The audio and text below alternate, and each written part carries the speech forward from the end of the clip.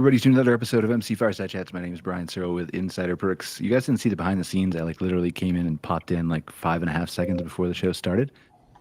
So it's been a fun morning for me. All kinds of excitement. And who would have it any other way, right? Raphael, you know what I'm talking about, right? You have those mornings. Kristen knows what I'm talking about. Scott, Nick, I'm going to be late to my own funeral. Yeah, those are the best mornings, aren't they? You wake up in the morning, you're like, I know everything's under control. It's peaceful, calm, and then just nope, it's not.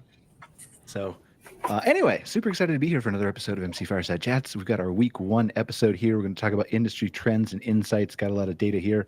Our guru, wise old wizard, sort of old, Scott. Hey, easy now, easy. Dye your hair, man. You got to dye your hair. I'm growing my hair long to. I will pay you to dye your hair different colors for the show. Like we could, can we sell? We could sell a sponsorship. Like we could air paint something in your your goatee or something, like a logo of a company. Kristen, would you logo on my forehead right there. He's got the beautiful hair color that would take to any purple or blue, something like that. It is true, and I make fun of him, but I'm bald. I just shave it because my hair is completely gray too.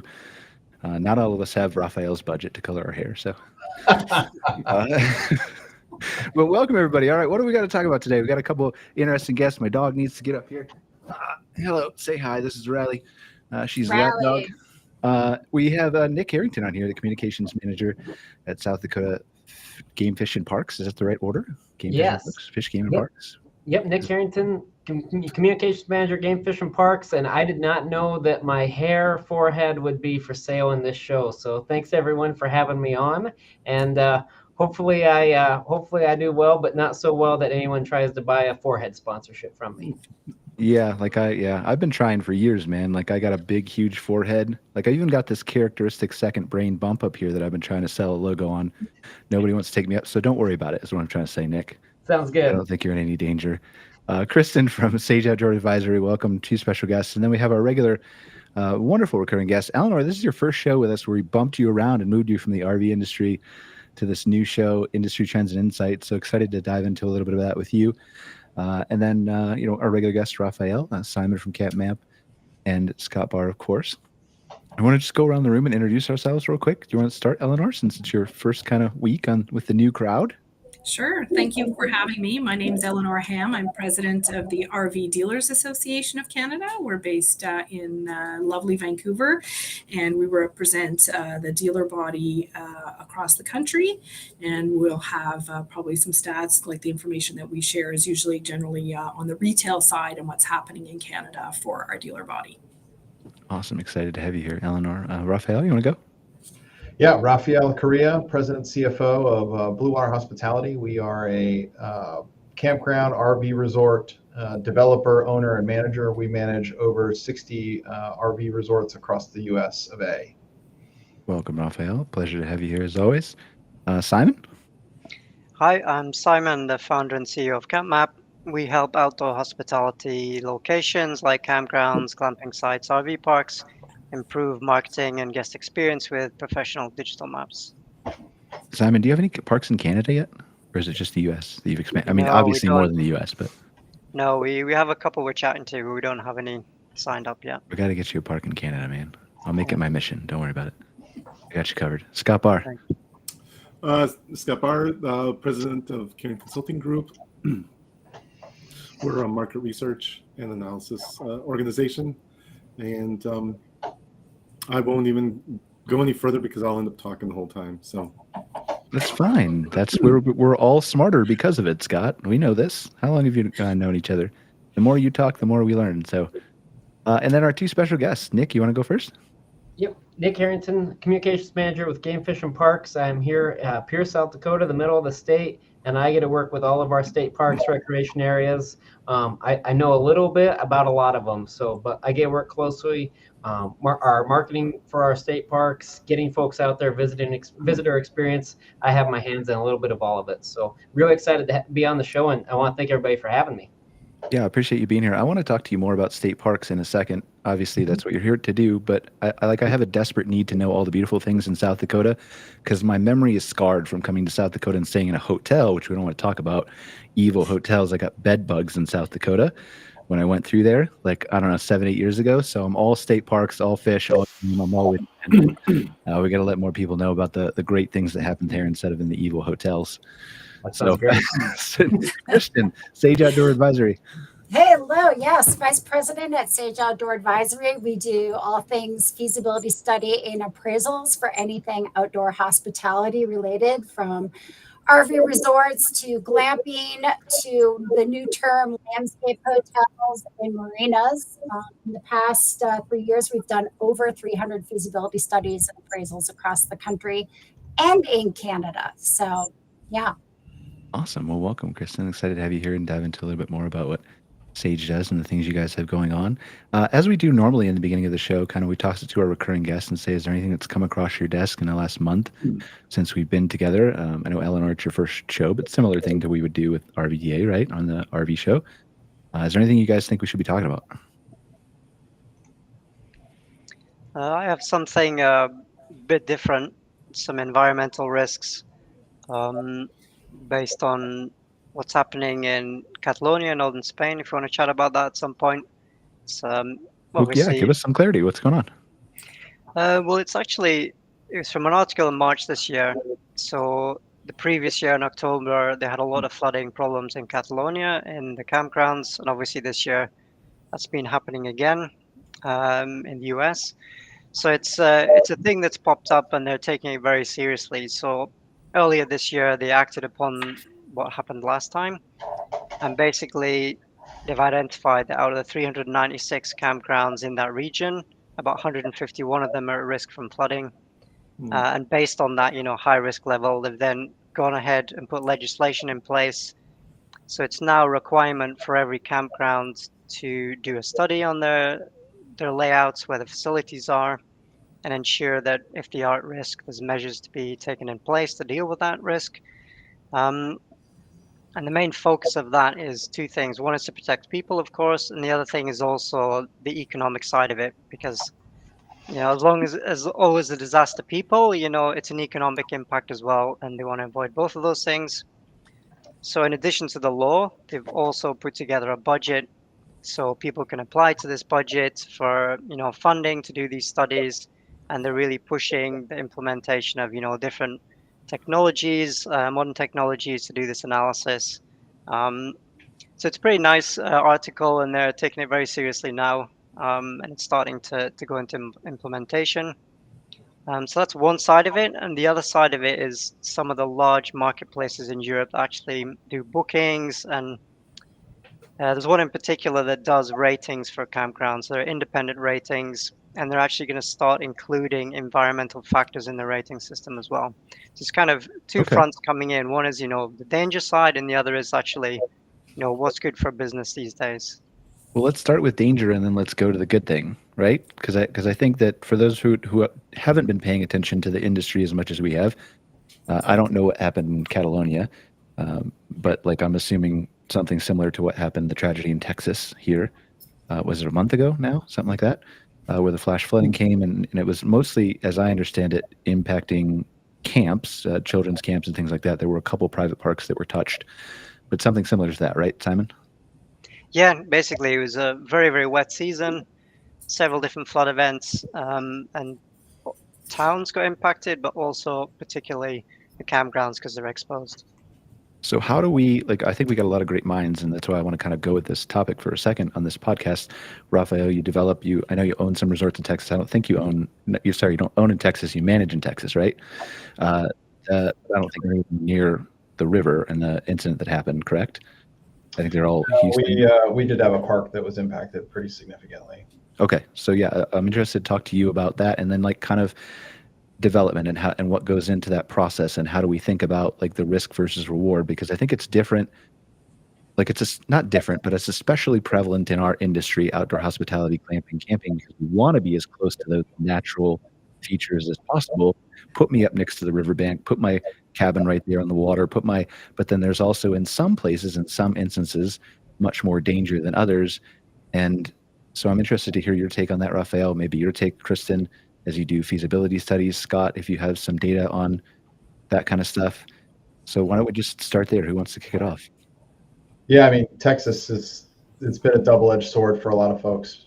The freedom that you have to build business in Texas is such a, in some ways is a beautiful thing, but in other ways can be very problematic, right? One from overdevelopment, and two, maybe from developing areas that may or maybe shouldn't be developed as this kind of case in point. So obviously, there's legislation now in place about what can go where, and we expect that to have some significant impact. So it's interesting that you're seeing a similar impact kind of all the way over there in Europe.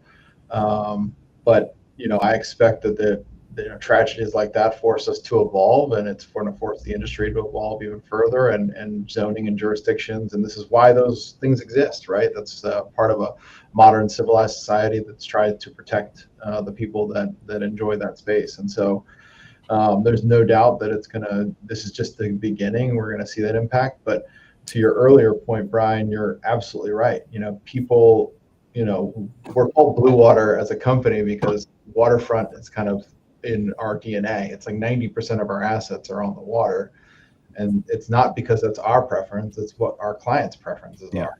It's what they want to be close to, right? And so, for those reasons, it's always going to be a double-edged sword. We got to do our best to keep people safe and in those scenarios, and we have a responsibility in that as owners and operators. The government has a responsibility in that, in zoning and warning systems and all those things. But this is how an industry evolves. What kind of things from your side first, Raphael, go into this as you're either taking over management of a property or consult? You do Blue Water does consulting, right, on new development? Minor amount of consulting. I usually try to send all that to Kristen's direction, and some of the other great folks that are in this space. But we do obviously advise existing clients, on expansions and other things like that. The risk factor is something that we take very seriously. Blue Water, we're located here in Ocean City, Maryland, so we are always kind of on a ticking time clock of when's the next hurricane, right? And early in our building our management portfolio, we realized the importance of having emergency preparedness plans. So every single Blue Water property has a satellite communicator, right? And so if one of our properties gets completely wiped out because of a hurricane or some other natural disaster, we always have the ability to kind of stay in touch. And that's just one piece of a very kind of robust emergency preparedness plan that we're constantly refining and improving as an organization, right? And it's like, you never know. In Texas is kind of case in point. You never know what's going to get you, and so you can't. You're better off to be prepared for and anticipate scenarios, even the ones that you might not ever imagine to happen. But better be safe than sorry. Scott, we talked on Outwired about this a little bit, didn't we? Emergency prep plans and stuff. Do you remember what we generally landed on? Because I'm old and forget. You're young and vibrant. We just talked a lot about how, just honestly, very simply, the importance of it. And to take into all those considerations, because one of the topics that we did, that's related to is insurance, and having someone that you trust, someone who's good, help, find a good, company to work with, someone that can do the appropriate upfront stuff with all that, because you're going to have a risk manager eventually come in and evaluate that. So that was really the gist of what we were talking about, just from a very practical point of view, to make sure that those parts of the business are buttoned up. I want to get to you in a second, Kristen. I just want to give you time to think of the best answer ever possible, so no pressure. Nick, I'm curious, Nick, how does the state parks and Fish and Game and all that help handle flood threats, and how does this handled internally in a government organization? Absolutely. So a little bit about us. So Game Fish and Parks, we have our attorney, we have our engineering staff, everything through kind of risk management. That's a separate wing of state government. So we're fortunate that we have that resource right there at our disposal. But on the day-to-day operations of the park, one of the things that we've identified across the state is what we refer to as high hazard dams. So this was actually in 2020, we went in and we implemented the habitat stamp, which was something that hunters, anglers, this money, a big component of it, it goes into habitat work across the state.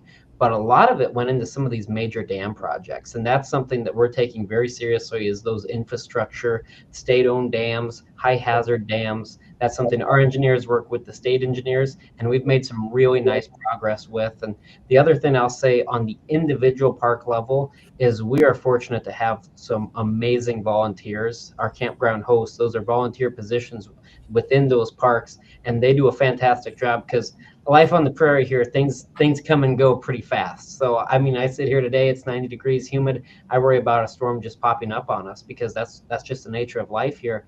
Having that really good staff member you trust, they can get folks. We don't have a lot at some of our parks, and our comfort stations are our storm shelter, our tornado shelters. And then in the event of a really bad storm taking place, which they generally seem to fall on weekends, it seems, as everybody is in the park. I'm not sure, that just seems to be how the timing of it plays out. But those volunteers and our conservation officers, it's a team effort to make sure all of our folks that are staying in the parks are taken care of. So that's kind of my broad answer. We're fortunate to have the state engineer. We're fortunate to have the Office of Emergency Management. But on that day-to-day, that day-to-day in the moment impact, it really comes down to those awesome volunteers we have. And it is a lot that goes into it. And I don't think people, like, both from a state and, a private park perspective, there's a ton that goes into, the emergency planning is not just as simple as, it's a lot easier to go into ChatGPT now, but like, it's not just as easy as that. You have to think of all the intangibles and all the what ifs and all the, maybe it goes this way or that way, or maybe it gets this high or that high, and there's all kinds of different things, like, are cabins on stilts? Are they not? How does the land grade? How does it, all things, I'm just guessing off the top of my head. I absolutely know nothing about this, but that seems like a ton of work to go through, but it's very, very critical, right, Raphael?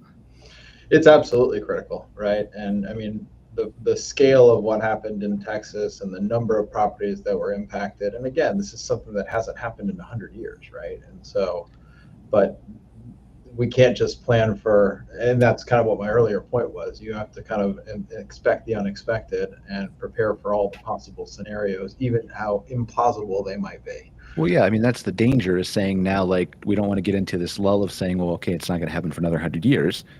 Just because it averages every 100 years, it could happen twice in 3 weeks for all we know, right? Mm-hmm. It almost did down there. Yeah, they did get a bunch of rain after it. I saw that. So, all right, Kristen, are you ready? Well, I'm ready to give you the best answer ever. So yeah, there's a few ways I can go off of kind of what Rafa shared and what Scott shared too, and kind of, how we go about looking at that. But, zoning, especially in Texas, we've done so much stuff in Texas. In particular, I just wrapped up something. And first, there's just so much new development out there, and it's just allowed. And, there's not a lot of checks and balances, I would say, in that state.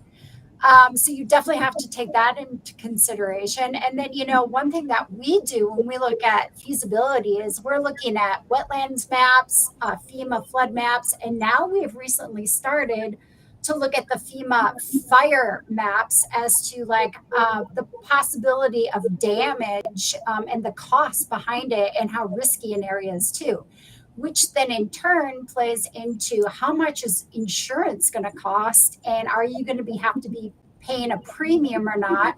And so then we have to put that into our analysis and also list that as, hey, when we do, kind of our SWOT analysis, this is a threat, or this is something you have to take very seriously and get some insurance quotes before you can move forward.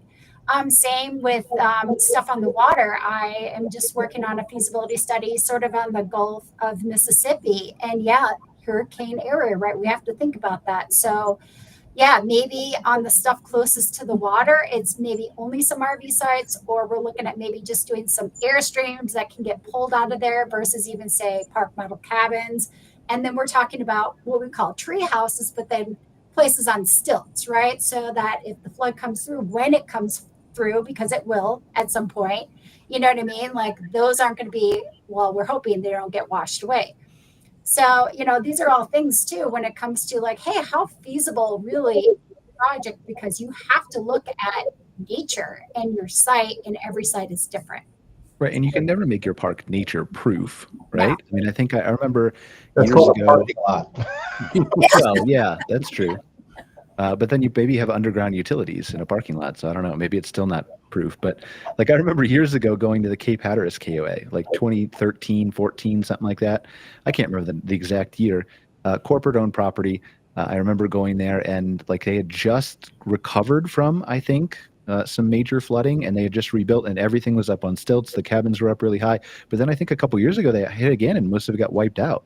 They just put in like this brand new, I don't know, multi-million-dollar swimming pool, and I don't think it was total It's been destruction. back for a while, and it's a great property. But Yeah, it's a beautiful property. it's the reason people go there. They go there for that proximity. I mean, it's your oceanfront oasis for that week of the summer, at a price point that's incredibly accessible relative to the other options in the Outer Banks, which are like 16-bedroom houses that rent for tens of thousands of dollars for a week. And so, Yeah. It's again where our whole industry, especially the RV side in particular, is based around accessibility. It's based around this concept of community, and they're two things that you can't replicate anywhere else other than a campground. And yeah, you better believe it. They're going to want to be somewhere cool, like on a barrier island off the coast of North Carolina. So when you look at let's start with Scott and Christian. Question for each of you guys. We'll start with Scott. When you're consulting for people who are interested in either building, developing, renovating, asking questions, things like that, how do you, obviously it depends on so many different intangibles, right? Like Christian was talking about, what is the likelihood of a fire or a hurricane or things like that. But is there different measurement points where you're like, obviously this should be done before you purchase a piece of land, right? In some form or fashion, before you sink millions of dollars into something, and you're like, oh, I didn't realize it was going to flood, and now I can't build what I want here, and I'm stuck with the land.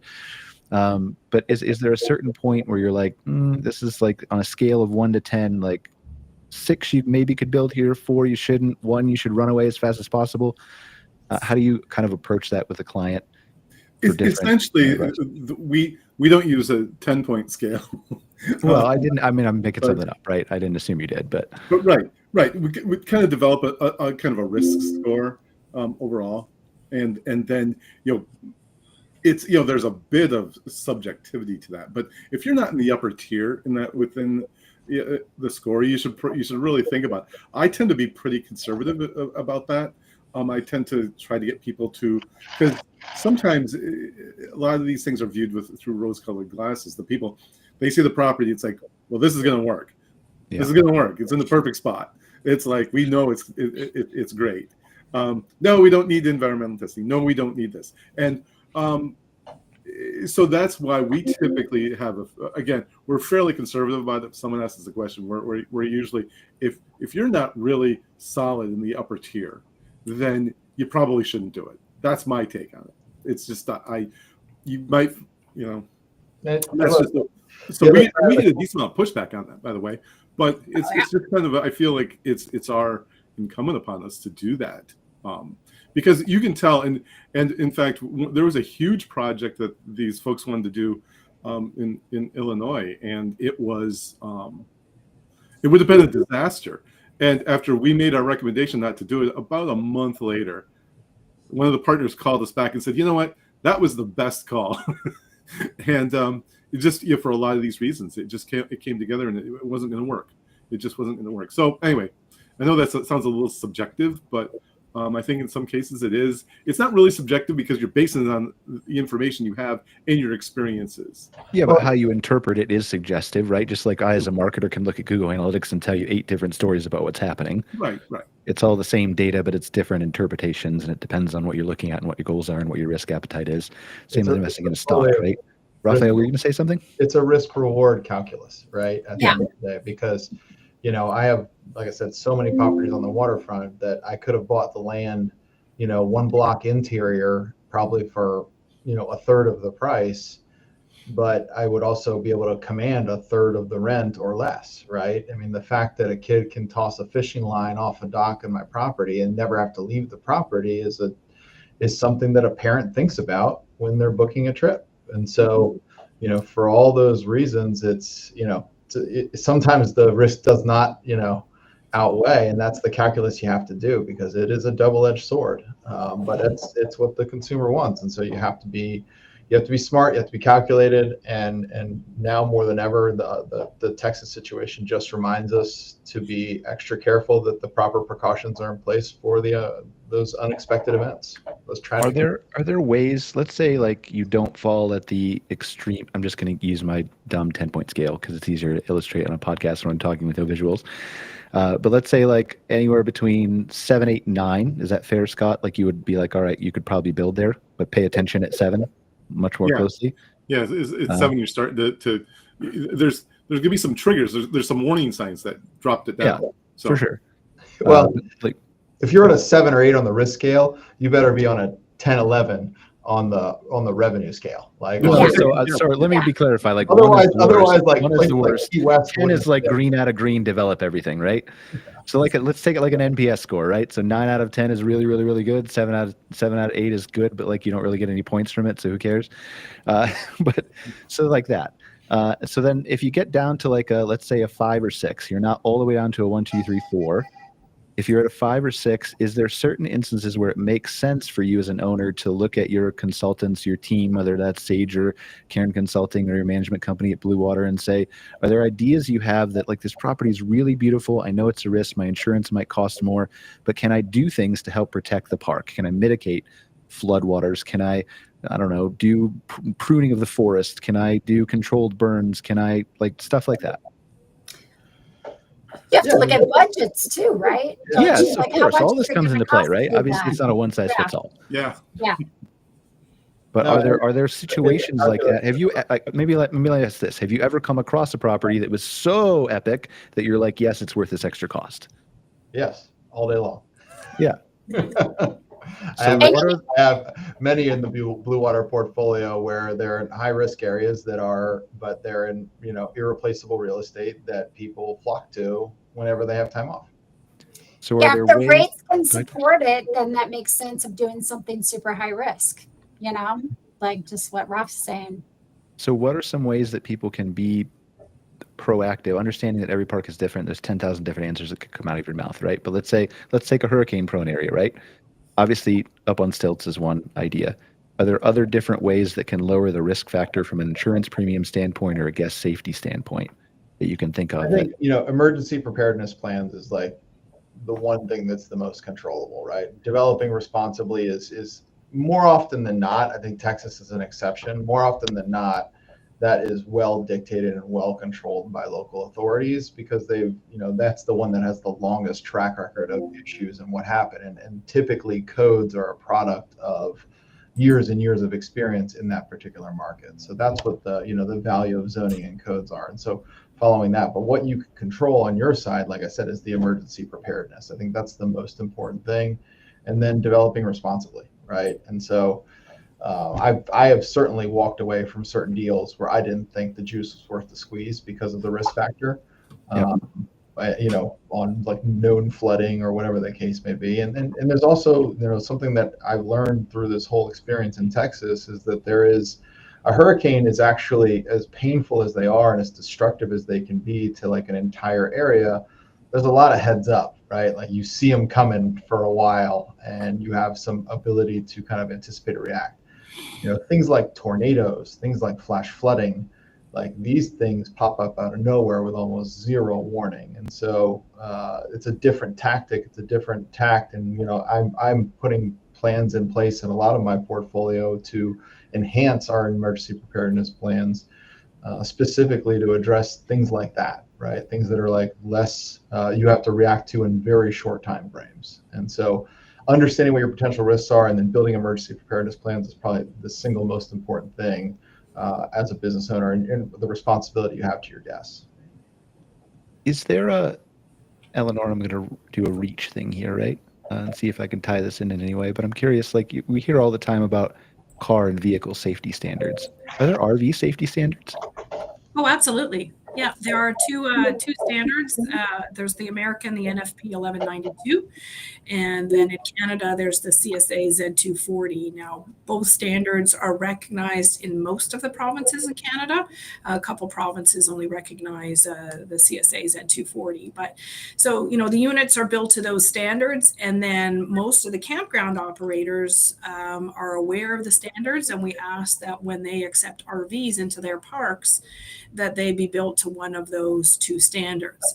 And that's why you have the issue of like it's maybe the tiny homes, which maybe in some of the parks, but or units that are kind of one-ofs or built by individuals. We always tell campground operators, please be aware that those might not be built to a safety standard that are required by provincial law, and then would be in your municipal zoning, and they could potentially create a risk, right, to that campground if they're not built to those, because they are safety standards. So just as an operator, please be aware of what you're accepting into your park, and ensure that it does meet one of those regulations. What are some of the what are some of the riskiest things that you think, like some of the manufacturers have had to, not big ones, right? But like if you're letting someone in that's not up to that code, what are some of the risks that you as an operator, campground operator, are exposing yourself to? Because I think we've talked about floods and natural disasters and fires, but there's also like the fire that started from, look at the Maine, right, Scott? The unfortunate couple in Maine who had their, I don't know whether that was code or I don't know if that was propane just left on or whatever, but there's dangers in the units themselves too that impact operators, right? Yeah, propane is propane, right? So if it's not serviced or regulated or installed properly, obviously it can cause explosions, damage. There's electrical issues, carbon monoxide. Sometimes people take those the carbon monoxide detectors out for whatever reason. There are all components of the safety standards. We want to make sure that there's, just like you have your preparedness for the campgrounds. The units, have regulations on how many exits they need to have and where those exits are, and just in case there is an issue, right? So, I always recommend, make sure that you've got one of those two standards labeled on the side of the unit to ensure that they meet the codes, right? It's super important. And, I just happened recently right here in Ocean City, there was a hotel that sent like 40 people to the hospital with carbon monoxide poisoning. All the rooms that were like located in an adjacency to like the boiler area. And so, to Eleanor's point, there's standards they're built to help prevent that type of stuff. And unfortunately, or kind of the nature of the RV and campground world is because it was somewhat, it's a lot of these assets are older, right? And sometimes things aren't necessarily built to a code or a permit may or may not have been pulled to build something. And we've run across that in acquisitions, where we're like, all right, where's the C of O for this? Was it inspected? Where's where are all the approvals? And sometimes, the campground industry kind of slid under the radar. I think now that we've kind of become a more full-blown asset class of our own and not just a subsidiary of manufactured housing or other industries, much like the RV industry is subject to these very specific code requirements. I think more and more scrutiny is coming to the RV world, which will increase costs, which will increase the amount of management and oversight that's required, but it needs to be expected. And ultimately, it's the safety of the guest that's staying with you, or the safety of the consumer that's using the RV in the case of the RV. Are there ways that we should be communicating this better to guests? And I'll go to you, Simon, first, because you obviously have a consumer-facing product that probably millions of campers have seen in your maps at various parks all around the world. Are there ways that we should be doing a better job to communicate, not necessarily the dangers, but the risks? Well, I guess both, right? But not going so far as to like make people scared to come, but making them aware. And like, I feel like even in the most dangerous places in the world, sometimes that's overlooked by guests. Like, I'll give you an example. I was in Iceland several years ago, and we went to a little town around like Reykjavik here. And I'm probably backwards on the cameras. It may not make sense. Anyway, bottom corner of Iceland, going around to the glaciers. And we stopped in this little town. They had an indoor lava exhibit where they were melting stuff really hot, and they were actually showing you what lava looked like inside in a really cool display. And during the course of this whole theater presentation, the guy's like, yeah, this town is basically like I don't know, 150, 200 years past the date of when our volcano, or active one right up there in the hill, should have blown up. And if it does, then the whole glacier that's sitting on top of it will melt instantly. The flood will hit the town and everybody will be wiped out in about 15 minutes. So everybody here that lives locally knows to go to the church. And I'm like, what about the people who are visiting and in your tour right now? Do we know? Like, what? I didn't know to go to the church until you just told me that. So, but are there better ways that we can be proactive, Simon? Do we need to be? Or what does that look like from a consumer standpoint? Yeah, I mean, I think you don't want to scare people, but I think it's kind of two things. One being awareness of planning or being upfront about things, and the other is, when something goes wrong, make sure they get the information immediately and they can act on it. If you want, I can actually show you a feature that we have, might be quite useful. Yeah, go for it.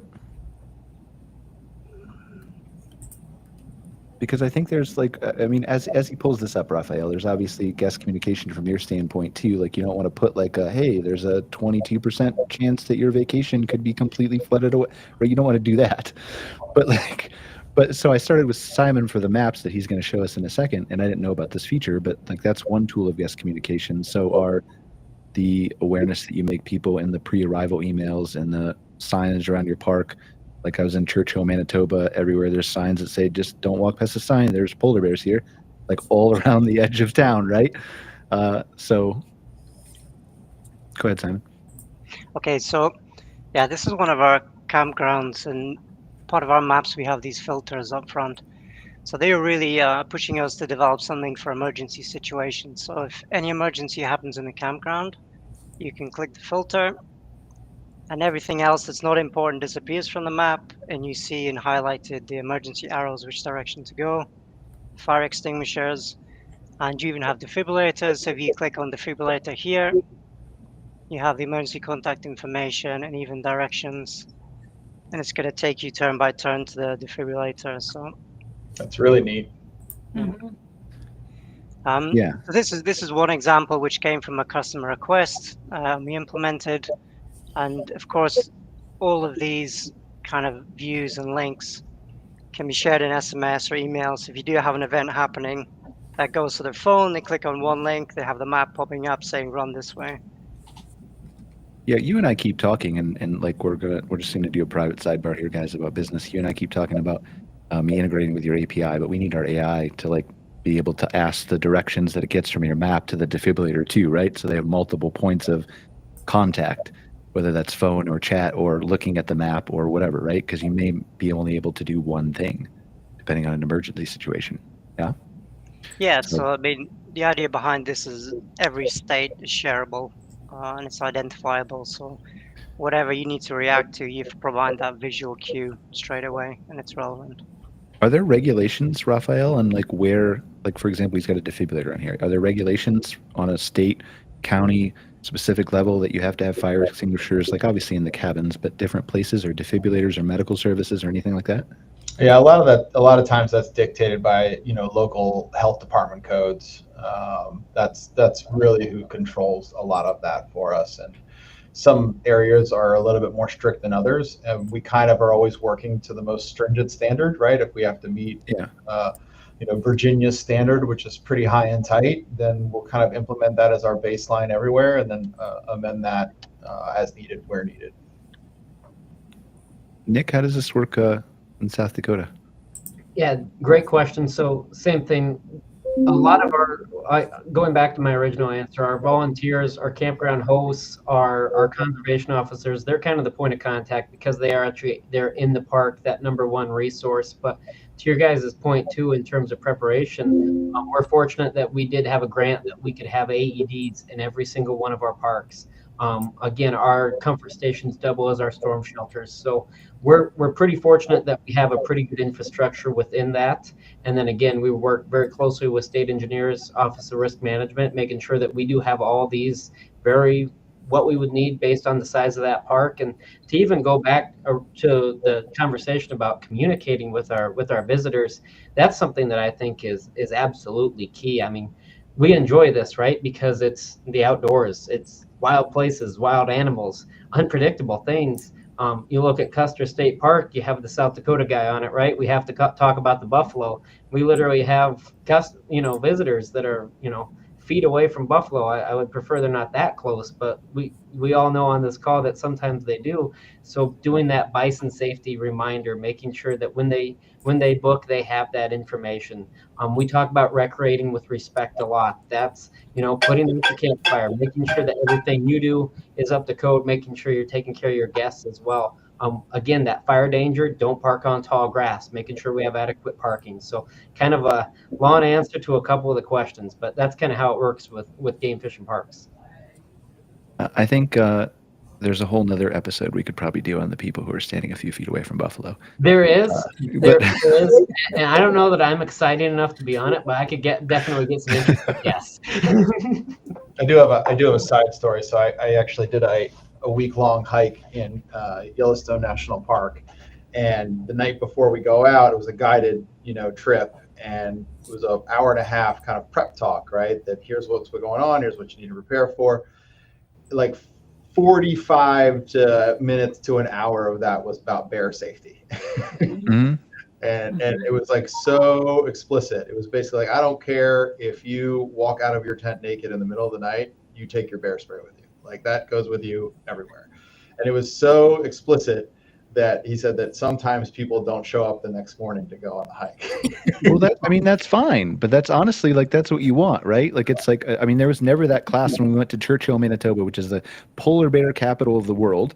But like when you leave Churchill, other than like maybe a month, like the month we were there, probably June or maybe July, you leave your house with a shotgun.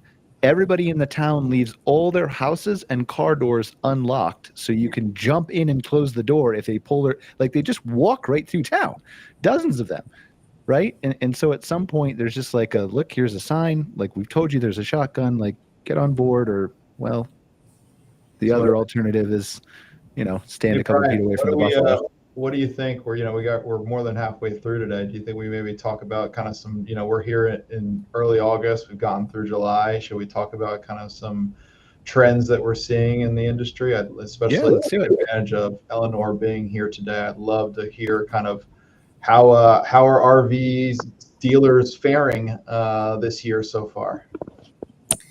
Well, I'm only speaking for Canada, and it has been, it's been soft. I've heard, and we're just waiting for our stats. Unfortunately, we're always about 5 weeks behind, right? So in new unit sales. So, we had stats to the end of May. We were down about 12% over a year prior. Now 2024 and 2023 were not stellar in the Canadian industry. I have heard anecdotally from our dealers when I spoke to them in June and the beginning of July that things had actually picked up a little bit. So we're happy to hear that.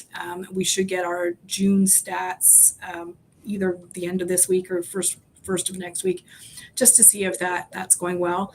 I think it's and from what I hear in the States, it's been a little bit similar. There's uncertainty. People are holding on to discretionary income if they have it. In Canada, our interest rates have come down a little bit. So, that's been good for consumers. Lucky. Yeah. So that's been a positive. We're working on it, Raphael. I know you guys are working on it. You just got a couple more people get a fire down there. You're getting closer to lower interest rates. Yeah, we were, one big win for us is we've been working with our government to get the counter tariffs off of motorized units. Because that was announced on April 9th that motorhomes were being tariffed at the 25%. We were successful in getting a remission for motorhomes in the RV industry, which is huge, and it was retroactive to that April 9th date. So hopefully that meant that dealers could be, because I know that there were very few imports of motorhomes into Canada after April 9th. So hopefully that means things will have opened up a little bit there. Definitely some positive news, but I think people are still a little bit concerned about, what's happening and where the economy is going to go. Now, I hear anecdotally, and maybe Scott probably has more detail on what's happening on the Canadian campground side. we do, but we do hear that, people are going out there camping. It seems like it's busy. I talked to, CARA, CCRVA, and some of our different provincial campground associations. I think things are going okay. I mean, obviously we have disasters in some areas. I mean, we've had fires, not as bad, obviously, as the Jasper fire last year, but I know Manitoba and Saskatchewan have had to close some of their provincial parks for the season just because of the impact of the fires. So, overall, hopefully things are picking up because it's a bit soft. I'm curious if you have any kind of bead on, like, we've seen a material impact of Canadians not coming to the U.S. And I think from some of the data that I've seen in the campground side from KOA specifically, that the Canadian KOAs have been some of the beneficiary of folks staying in Canada. Yeah. Good for them, obviously.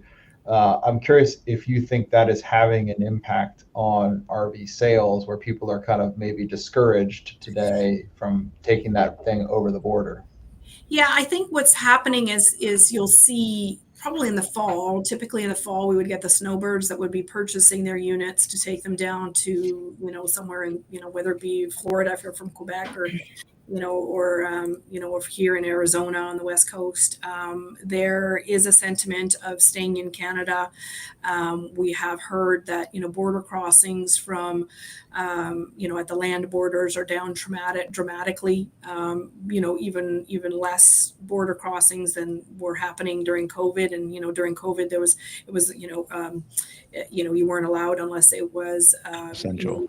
Essential, right? Or for business. So I think that will probably continue. How long will that last? Will it be another 3.5 years? I don't know. I think people there's definitely a sentiment to stay in Canada. I've talked to the rental companies. So the rental companies that have rentals on both sides of the border, they may be down slightly on the US. In Canada, the rentals are up. We're getting a lot of European travelers that are focusing on Canada at the moment. So I think the rental will be doing quite well, and which then translates, as a positive for the campground industry as well, because they need those places to go. Well, please carry the message on behalf of all of your U.S. campground partners in Canada, Eleanor, with us, right? That's what you're going to say, Raphael? We miss you. We'd love for you to come back. It's not us, it's them. Come on down. Them? Who's them? Now you're going to lump them into this group of it's them. Yeah, it's the lizards. It's the lizards. No, the U.S. is a wonderful, amazing place. Like, I mean, so many people like it does, right? Like, I even am guilty of it sometimes. And I'm from the U.S. of lumping just people, whether it's in the U.S. or Canada or anywhere in the world, into buckets of, you voted for this guy, you didn't vote for this guy. So it's not that way. Like many, like 90% of Americans are probably like open arms to Canadians, right? It just is unfortunate that sometimes it gets buried. Yeah. In this hopefully media. It's a short-lived sentiment from both sides of the border. The other thing I was kind of curious, Eleanor, I'm sorry to put you so much on the spot. Yeah, no. We've seen opportunities because obviously it's a little bit soft on the RV side here. We've actually had some really great opportunities to partner with RV dealers as a campground owner. And so we've been actually setting up these mini showrooms on our campgrounds. And the RV dealers will come down, they'll have somebody there to tour people because obviously we have a qualified buyer population sitting on that property. And so have you seen any kind of more collaboration or innovation on the Canadian side? Any great ideas that maybe we can adopt down here? Well, we're always encouraging that, for our dealers to work with their campground operators and exactly in terms of having that, you've got a captive audience, people wanting to camp, wanting to potentially purchase an RV. They're in your campgrounds. It's a great opportunity for dealers to connect with the local campground operator to do a showcase like that. And same sort of on the other way, if people are purchasing an RV, for the dealer to have information on the local campgrounds. And we continue. It works well in some areas, and some areas a little bit less. I don't know why. Sometimes there's viewed if it's park models. Are we competing. Ultimately, I think there's room for everybody. But if you have any marketing materials that we can use or any language, like we continue to send that message out to our dealers constantly to say this is a great opportunity. I know in Ontario we've got a couple campgrounds that are close to, like, they're in Niagara Falls and close to a large dealer there, and they will often, when there's, say, an open house or an event at the campground, they will invite the dealer to bring a couple units and showcase those, and have the dealership staff, because ultimately they're familiar with the product and can answer the questions of what the product line is. And so I would encourage campground operators and dealers on both sides to have that connection, because ultimately the better it will ultimately help the consumer, right? Better experience. I mean, the consumer is ultimately customer, and if they can buy a product that they understand, that they know will fit in the campground the way and be able to be used the way they want to use it, I think everybody will have a positive experience. So I couldn't agree more. And I think in this post-COVID world, the collaboration between the RV side, both manufacturing, dealer,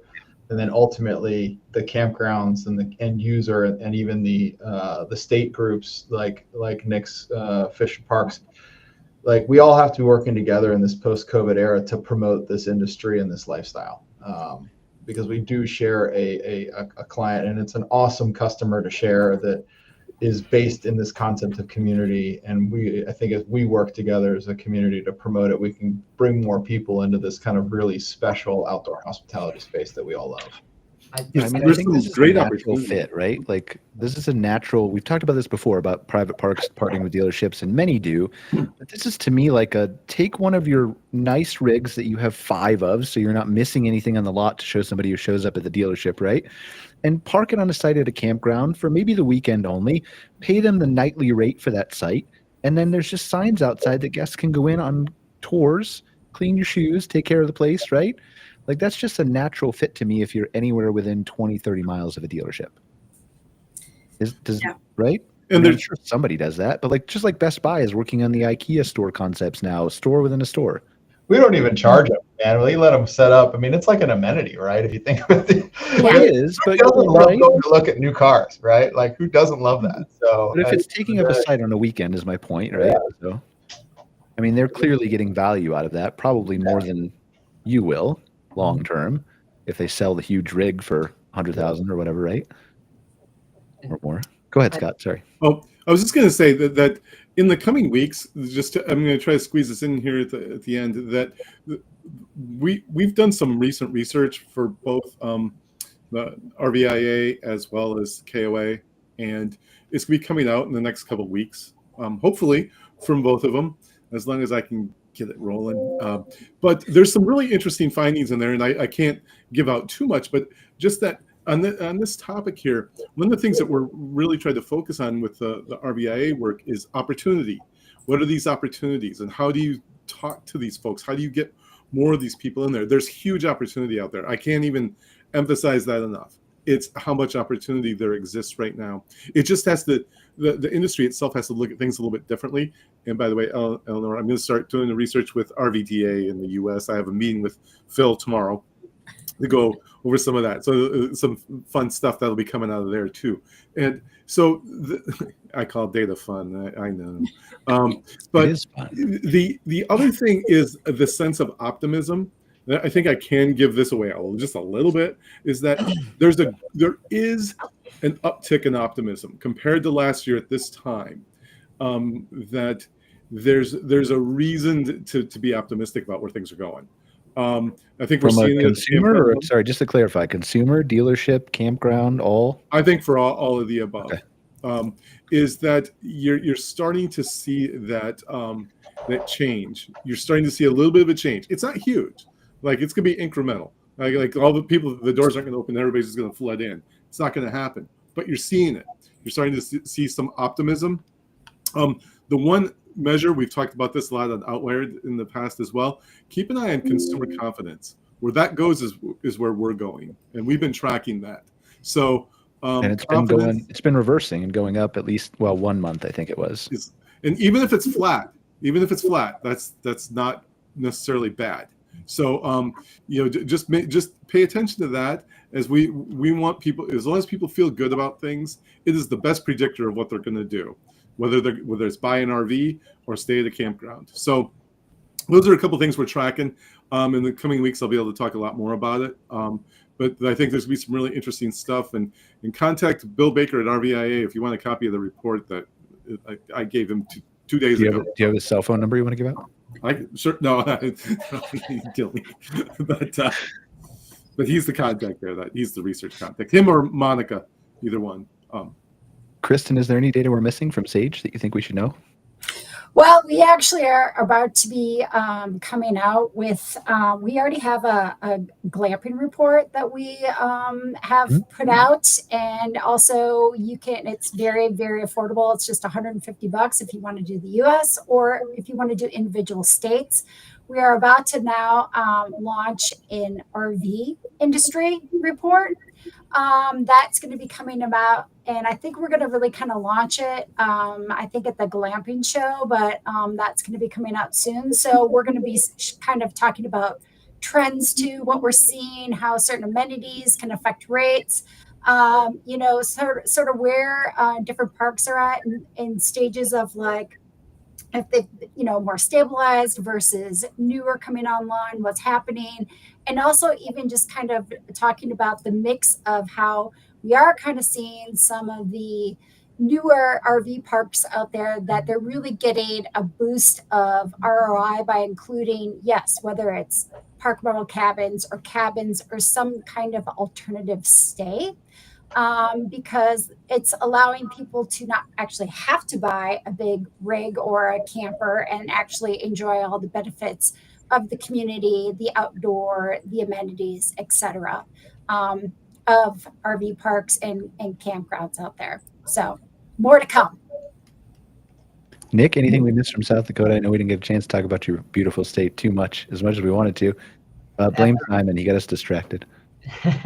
No, I found this conversation very interesting. And one thing I would say too, from my perspective, and I'll say this hat in hand as a 28-year-old, as we transition from generations to who are staying in our parks, we're seeing a lot of trends.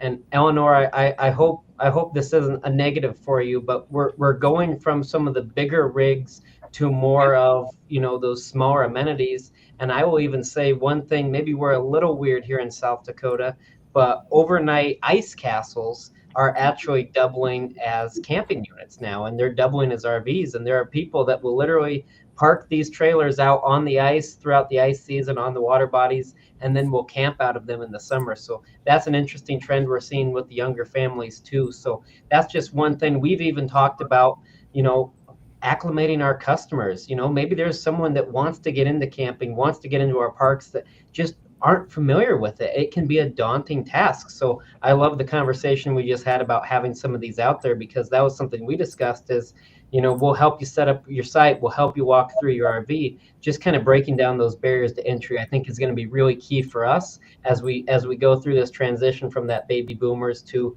more so those young families getting into our parks and into camping. What does the insurance look like for ice glamping if you just drag a couple huts onto the frozen pond, Raphael? Northeast there. I don't know. I did have the opportunity. Reward. I did have the opportunity to stay in the ice hotel in Sweden this past year, which was a pretty incredible experience. And it was late in the season, so it was. Did you go with Toby when she went? Yeah, it was kind of starting to melt on me a little bit, but but it was a really cool experience. Not say it's something that I'm running to do to mimic that concept from a development perspective, but they had an incredible execution in that scenario. Yeah, I mean, it's all about experience, right? I mean, I think we've talked about that so much on the show. Scott and I are going to explore a little bit about that on Outwired here in about an hour. What are we going to talk about, Scott? Opportunities with people arriving in alternative transportation is one of the topics. So a little bit about, like, I mean, you're near a major city, you've got all these, and we'll come with some ideas, of unique ways you can reach out to people in the city who don't have cars, who haven't even crossed their mind to go glamping or to go camping or to purchase an RV or to whatever. How do you approach them? How do you market to them? How do you get them to your park? How do you like get to these hotel guests who will still go to hotels but also would be willing to change it up a little bit, just like the difference between Harvest Host to a state park to a private park to a whatever, to cross all those traffics. And then I'm going to argue that we don't even need marketing anymore. That's going to be my standpoint from a marketing guy. I'm going to play devil's advocate and say, like, I don't think you need marketing anymore. I think you need experience. Brian, we just started marketing at the state parks level like 2 years ago, so we're still working our way through that progression. Well, people just aren't aware of how beautiful South Dakota is yet. Like, I mean, you're let's be honest, South Dakota gets a bad rep for whatever reason. It doesn't make any sense to me. It's a beautiful state, but it's just not. I don't know if it's just not enough people up there to go up there, but. And that's what we're trying to showcase is all the experiences you can have here, all the beautiful different areas we have within the state. It's not just Mount Rushmore. We have the Missouri River. We have Glacial Lakes region. So there we go, Brian. We're near the end, but we got my plug in for South Dakota. Good. There we go. All right, we'll work on it more for you in the coming episodes, Nick. But seriously, I want to spend more time in South Dakota too. Sounds good. Some of those areas that are underserved and never throughout the United States. All right, let's go around for final thoughts. Kristen, any final thoughts? And then where can they learn more about Sage? Yeah, our website has a plethora of information, and we are at almost every single conference out there. Also, anybody can, through our website, set up a just free chat with me, pick my brain. I'd love to hear about your project, share a little bit about us, see if we could possibly help you out, and just try to give you a little bit of insight or steer you in the right direction. Awesome. Thank you for being here, Christian. Appreciate your expertise and your insights. Simon? Yeah, nothing much else to add. I think it was a great discussion today. And if you want to find out any information about CampMap, just head to campmap.com. You can contact us there. Thanks, Simon. We'll be in touch soon with your Canadian park. I'll work on it for you, man. I promise. Nick, South Dakota? Again, thank you guys for having me. Our state parks are open. We're open for opportunity. Please come check them out. We have a variety of amenities, variety of facilities, whether it's Western South Dakota, Northeast, Southeast, or along the Missouri River here. We want you to come. We want you to have a great time.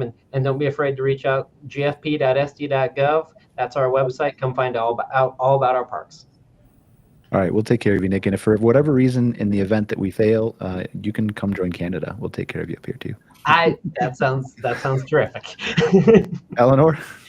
Yeah, well, thanks for having me. It was interesting to hear from the outdoor hospitality and especially from the risk management side, what's being done and how that will help RV consumers. If anybody wants to reach out to me, our website's rvda.ca, and hopefully we'll see you next month. Thanks, Eleanor. Appreciate it. Raphael? Yeah, I want to jump in and echo kind of Scott's hinting at increased optimism. I think we're seeing it in actual booking data. And so I just kind of want to echo that. And I think that hopefully the tide is shifting and that we're going to start having, instead of a headwind, a little bit of a tailwind going into next year. That's kind of what I'm hopeful for. And then the other kind of data point to share is that, the vacation rentals, especially deluxe cottage park models, for us have been a real shining star as far as performance this year. So Nice. I think that's the people are catching on to this way of traveling that isn't a hotel room. They may not be RVers, but they want to have that campground community experience. And it's such a great gateway that gives you all the comforts of home. And so really excited for that trend as it's developing as well as we're seeing it.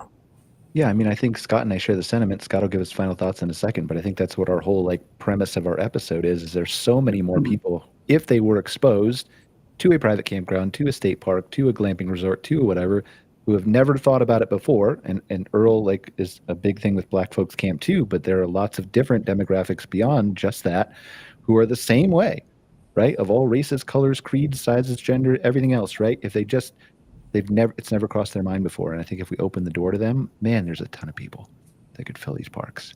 Scott? If much like Kristen, we have some resources too. We have a resource library. We should probably talk sometime, Kristen, about Yeah, we should. because everything on our we try to offer up a lot of publicly available information, and we don't just post our stuff on there. So if you go to our website, caringconsultinggroup.com, there's a resource library that you can tap into. There's a lot of the stuff that I've done with Brian as well on there. So there's a lot of information. Please feel free, and I'll echo what Kristen said too. Please reach out. I like talking to people. I mean, we're kind of research data people. We don't always get a chance to get out much. Pushed in the back room sometimes. You can anyway. But yeah, to echo what Brian just talked about, there's huge opportunity, and that's one of the things that we've talked about a lot is this leisure traveler who wants an experience, or maybe wants an experience they don't know about yet. This is why hotels are getting into glamping. It's because they see glamping in our industry, and what Raphael was talking about too is that they're providing that's the threat to them. So that's why they're doing this. And the last thing on that transportation thing, just a little teaser for what we're going to talk about, is that 10% of people who don't camp don't do so because they don't have transportation. That's a lot of people. You were supposed to save that exclusive thing for Outwired, man. It's a teaser. Now nobody's going to watch. You're a marketer. Come on, man. That's over. But we're going to talk a little bit more about the 10%. Oh, wait, there's more. Yeah, a little bit more. But wait, more. Yes. All right. Thank you guys for joining us for another episode of MC Fireside Chats. Really appreciate it. If you guys aren't sick and tired of hearing me and Scott, will be on Outwired in about an hour-ish. So talking about all the things that we previously stated. Thank you to Kristen, Simon, Nick, Eleanor, Raphael, Scott again, and I don't know, myself, I guess. I don't know what I do here. I just talk into a mic and don't give any good insights, but I appreciate you guys being here for another episode of MC Fireside Chats. See you guys later. Thank Bye. you. Bye-bye. Bye. MC Fireside.